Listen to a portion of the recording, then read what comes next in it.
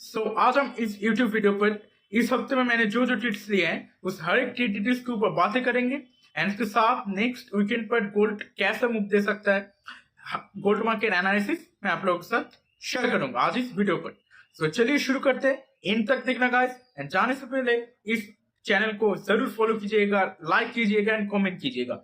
आप लोगों के कमेंट से मुझे पता चलेगा ट्रेडिंग रिलेटेड आपको कौन सी चीज ज्यादा पसंद है। मैं आपको पसंद के वाइज मैं यूट्यूब वीडियो जरूर बनाऊंगा। चलिए शुरू करते हैं। इस हफ्ते में मैंने टोटल 2 ट्रेड्स लिए थे। एक एक करके हर एक ट्रेड्स का डिटेल्स मैं आप लोगों को बताऊंगा एंड उसके साथ वीकेंड पर गोल्ड एनालिसिस क्या हो सकता है मैं आप लोगों से ज़रूर शेयर करूंगा जो भी मेरा एनालिसिस होगा। चलिए शुरू करते हैं। पहला जो ट्रेड मैंने इस हफ्ते में लिया था। पहले 4 आवर टाइम फ्रेम में जाएंगे। 4 hour time frame. 4 hour time frame में आप लोग एक ट्रेड लाइन को नोटिस करोगे। ये रहा एक ट्रेड लाइन, आप लोग देख ही रहोगे। ये रहा trade line, 1 2 3 4 to 5 touch points है ट्रेड लाइन पर। इस ट्रेड लाइन मार्केट बहुत दिनों से मेंटेन कर रहा था। इसी ट्रेड लाइन के ऊपर बेस करके मैंने ट्रेड लिया था इस हफ्ते में। जो पहला ट्रेड मैंने लिया था 50 मिनट्स टाइम फ्रेम में जाते हैं। बेसिकली मैं 50 मिनट्स टाइम फ्रेम पर ट्रेड लेता हूँ। पहला जो ट्रेड मैंने लिया था ये रहा। बेसिकली आप लोग इस जब मार्केट इस ट्रेड लाइन को फर्स्ट स्टेप किया था तब मैं कुछ भी ट्रेड नहीं लिया था, बिकॉज उसके पीछे रीज़न क्या, यहाँ पर आप लोग एक ऑर्डर ब्लॉक को नोटिस करोगे। यहाँ से एक ऑर्डर ब्लॉक जाता है, इस ऑर्डर ब्लॉक को नोटिस करोगे। बेसिकली क्या था, मार्केट इसी टाइप के ऑर्डर ब्लॉक्स बहुत बार मार्केट ने क्रिएट किया। यहाँ पर जो 1 2 3 यहाँ पर भी एक मार्केट ने ऑर्डर ब्लॉक्स क्रिएट किया है। यहाँ से यहाँ तक मार्केट ने ऑर्डर ब्लॉक्स किया है। मार्केट ने इस ऑर्डर ब्लॉक को रिस्पेक्ट भी किया है एंड उसके बाद यहाँ पर भी मार्केट ने एक ऑर्डर ब्लॉक्स क्रिएट किया, लिक्विडिटी सर्व के ऑर्डर ब्लॉक्स। यहाँ पर भी मुझे बहुत कॉन्फिडेंस था मार्केट ऑर्डर ब्लॉक्स को ज़रूर टैप करेगा। एंड उसके साथ यहाँ पर था फिबोनाची रिट्रेसमेंट सपोर्ट, आप लोग देख ही सकते होंगे। गोल्डन जोन सपोर्ट था यहाँ पर। यहाँ पर जब मार्केट ने पहला टैप किया था ट्रेड लाइन पर, मैंने तब भी कुछ ट्रेड नहीं लिया। उसके बाद जब मार्केट ने फिर से यहाँ पर जो सेलर्स एक्टिव है उस हर एक सेलर्स के एसएल गए।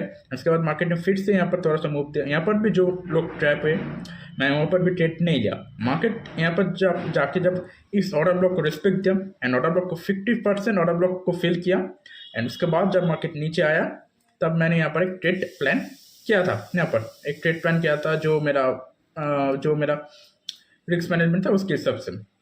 एंड उसके बाद मार्केट बहुत ही अच्छे से चलना शुरू किया, एग्जीक्यूट होना शुरू किया मार्केट एंड मैंने भी एसएल ट्रेड कर रहा था जो मेरा रिस्क मैनेजमेंट स्ट्रेटेजी के मेंटेन करके। एंड इस लेवल पर आके मैंने एसएल को यहाँ तक ट्रेल कर दिया था। यहाँ तक मैंने एसएल को ट्रेल कर दिया था इस लेवल पर। एंड उसके बाद मार्केट यहाँ से थोड़ा सा बुलिश मूव्स देना शुरू किया एंड यहाँ तक जाके रुका है। एंड उसके बाद मार्केट तो इस ट्रेड लाइन को ही ब्रेक कर दिया पूरी तरह।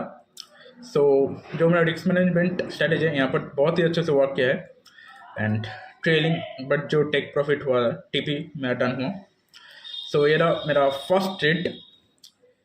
इसके बाद आते हैं हम सेकेंड ट्रेड पर। यहाँ पर मैंने सेकंड ट्रेड लिया था। ये जो ऑर्डर ब्लॉक्स आप लोग देख रहे होंगे, बेसिकली ऑर्डर ब्लॉक नहीं है, एक आप लोग मैं कह सकता हूँ एक रेजिस्टेंस एरिया है। एंड इस रेजिस्टेंस एरिया पर मार्केट ने जब फर्स्ट टाइम टैप किया था एंड उसके बाद मार्केट ने फिर से इस ट्रेड लाइन को ब्रेक किया था। ये ट्रेड लाइन तो मैंने आप लोग को 4 आवर टाइम फ्रेम पे दिखाई दिया है। इस ट्रेड लाइन को मार्केट 4 to 5 टाइम्स रिस्पेक्ट दे रहा था। बहुत ही स्ट्रॉन्ग ट्रेड लाइन है एंड इस ट्रेड लाइन एंड इस ऑर्डर ब्लॉक को मेंटेन करके जब मार्केट ने इस ट्रेड लाइन को ब्रेक किया तब मैंने फर्स्ट ट्रेड लिया था इस हफ्ते में। एंड इस break 4 hour 1 hour means long time frame पर कंसिडर नहीं हुआ था। लॉन्ग टाइम फ्रेम में मार्केट इस ट्रेड लाइन को रिस्पेक्ट दे रहा था एंड उसके बाद मार्केट ज़्यादा कंटिन्यू नहीं कर पाया एंड उसके बाद मार्केट इस ट्रेड लाइन को भी ब्रेक कर दिया था। एंड ब्रेक करने के बाद इस रेजिस्टेंस एरिया पर आप लोग देख ही सकते होंगे मार्केट एक सेलिंग प्रेशर कैंडल शो करता है। एंड मुझे लगता है आई थिंक मार्केट इस ऑर्डर ब्लॉक को रिस्पेक्ट करेगा, इस रेजिस्टेंस एरिया को रिस्पेक्ट करेगा। एंड इसी ऊपर बेस्ड करके मैंने यहाँ पर एक ट्रेड पंच किया था। इस कैंडल स्ट्रॉन्ग कैंडल का वेट कर रहा था एंड इसी लेवल पर मैंने यहाँ पर एक ट्रेड ले लिया था। कुछ ऐसा था ट्रेड ले लिया था तो एसएल हिट हो गया, कोई नहीं, ट्रेडिंग में ऐसा होता रहता है। एंड उसके बाद मैं सो नेक्स्ट मंडे ओपनिंग पर मार्केट कैसा मूव दे सकता है, वीकेंड एनालिसिस, आज हम उसी चीज़ के ऊपर बातें करेंगे।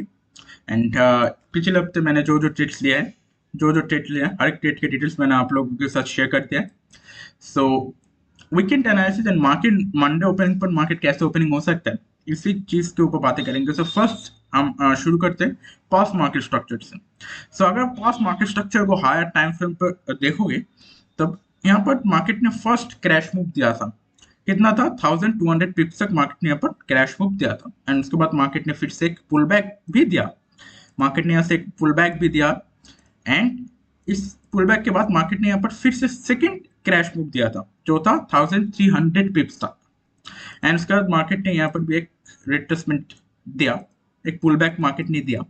एंड उसके बाद मार्केट फिर से गिरना शुरू हुआ था।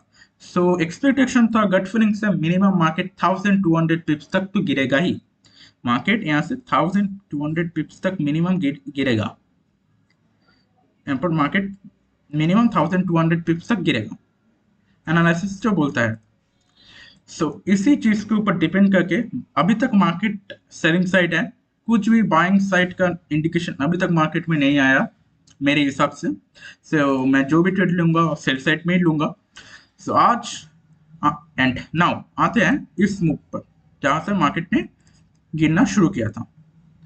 सो आप लोग इस पॉइंट से जब मार्केट ने गिरना शुरू किया था, आप लोग चीज नोटिस करोगे लॉन्ग टाइम फ्रेम पर, हायर टाइम फ्रेम पर, जब मार्केट एक स्ट्रॉन्ग ट्रेडलाइन सेटअप को मेंटेन कर रहा था, एक स्ट्रॉन्ग ट्रेडलाइन सेटअप आप लोग देख ही रहोगे। मार्केट जहां पर भी एक रिट्रेसमेंट क्रिएट कर रहा था, मार्केट तब एक ट्रेडलाइन सेटअप को रिस्पेक्ट दे रहा था। सो इसी ट्रेडलाइन सेटअप को जब मार्केट ने यहाँ पर एक रिट्रेसमेंट सेटअप क्रिएट किया था, तब मार्केट ने रिस्पेक्ट दिया। जब मार्केट ने यहाँ पर भी एक रिट्रेसमेंट सेटअप क्रिएट किया, तब रिस्पेक्ट दिया था। एंड जब मार्केट यहाँ तक आके फिर से एक रिट्रेसमेंट सेटअप क्रिएट किया, तब बट मार्केट यहाँ पर इस डेडलाइन सेटअप को नहीं रिस्पेक्ट दिया। क्यों?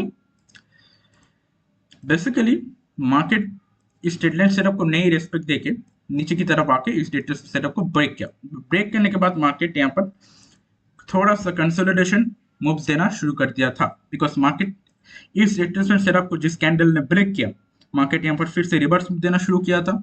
एंड इस रिट्रेसमेंट ब्रेकआउट कैंडल का जो स्टार्टिंग पॉइंट था उस तक गया, एंड उसके बाद मार्केट फिर से गिरना शुरू किया था, बट सस्टेन नहीं कर पाया। मार्केट फिर से एक बहुत बड़ा बुलिश मूव दे दिया था, यहाँ तक मार्केट एक बुलिश मूव दे दिया था।